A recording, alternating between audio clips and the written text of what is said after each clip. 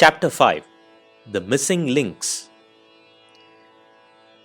We learnt that Shantanu and Satyavati had two sons in Chitrangada who died young, and Vichitravirya. Vichitravirya had two sons in Dhiritarashtra and Pandu. Dhiritarashtra was born blind and Pandu was born pale and weak. There is a story behind the characteristics of these two children, which is a lesser known story in the Mahabharata. Vichitravirya actually died before having any children, leaving his wives Ambika and Ambalika childless. Satyavati, Vichitravirya's mother, was distressed as this left the kingdom with no heir to the throne.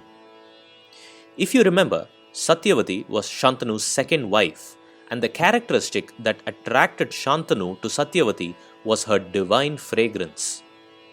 We are now going to delve into Satyavati's past and how Dhiritarashtra and Pandu came to being. Satyavati, as you know, was a fisherman's daughter. When she was young, she gave the sage Parashara a ride in her ferry across Yamuna river. Taken in by Satyavati's beauty, Parashara fathered her son out of wedlock. Satyavati was scared as she was very young and yet unmarried. So the sage granted her two boons. One, that her son would be born immediately without her having to go through 9 long months of pregnancy. And second, that Satyavati would enjoy a divine and everlasting fragrance. This was the secret behind Satyavati's fragrance, which King Shantanu fell for. The son born to Satyavati and sage Parashara was Vyasa, who incidentally is the author of the Mahabharata. Vyasa, having been born to Satyavati out of wedlock, never lived with his mother and spent his growing years in the forest. But he promised his mother that he will come in aid whenever she needed him. When Vichitravirya died without having children, Satyavati, his mother, asked Bhishma to marry the widows of Vichitravirya, Ambika and Ambalika. Bhishma refused, reminding Satyavati of the promise he made to his father and his vow of bachelorhood. He, however, suggested that a Brahmin could be called upon to bear children from the widows through the practice of niyoga. In current day, this practice equates to the practices of surrogacy and insemination. According to tradition, not everyone can perform niyoga, and there were very strict rules for performing it. The Brahmin called upon for this purpose must be a highly revered man and must do this only for the sake of dharma alone. He should neither claim the woman nor the resulting child as his own. The child would only be regarded as that of the husband of the woman and not of the Brahmin. To explain, say a couple decides to have a child through artificial insemination. The donor will not be considered the father of the child. The couple will remain to be the father and mother even though the child was conceived by other means. Satyavati thus calls upon Vyasa, her firstborn, as he was truly a realized soul and a wise sage, to perform niyoga with her widowed daughters-in-law Ambika and Ambalika. Ambika was first. She was scared and closed her eyes upon seeing Vyasa. The child born was thus blind. He was Dhiritarashtra. Ambalika was next. She was frightened and became pale when she saw Vyasa. The child born was thus pale and weak.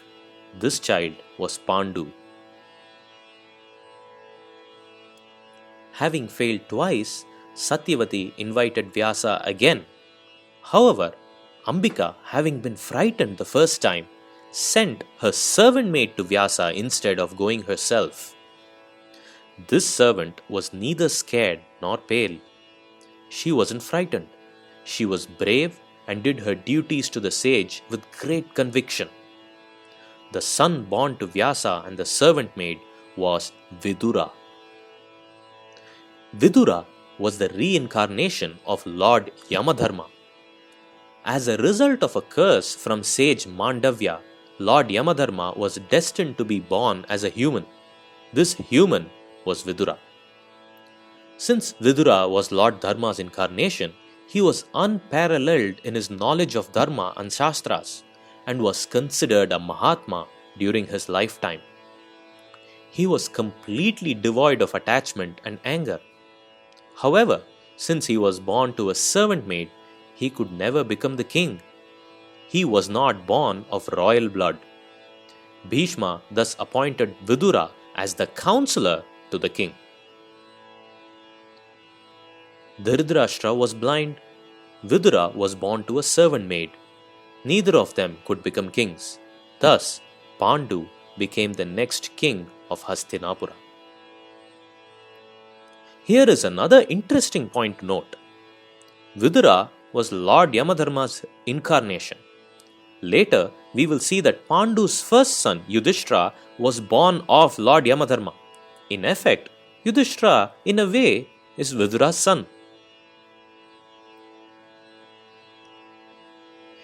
Ancient customs and current day practices have much in common. Remarriage, surrogacy, insemination, children born out of wedlock, etc. have all occurred then and they occur now as well. What has changed is the loss of dharma. Actually, dharma and virtues still exist today. It is just being followed by far fewer people than before. Today, our primary need in life has become self-gratification. Culture, values, and most importantly, dharma and righteousness have taken a back seat. Fortunately, our culture is so rich that there are numerous doctrines and stories that keep reminding us of the pure qualities of humanity. We merely need to devote a little bit of time in studying them so that what came naturally to our ancestors can come to us with some practice.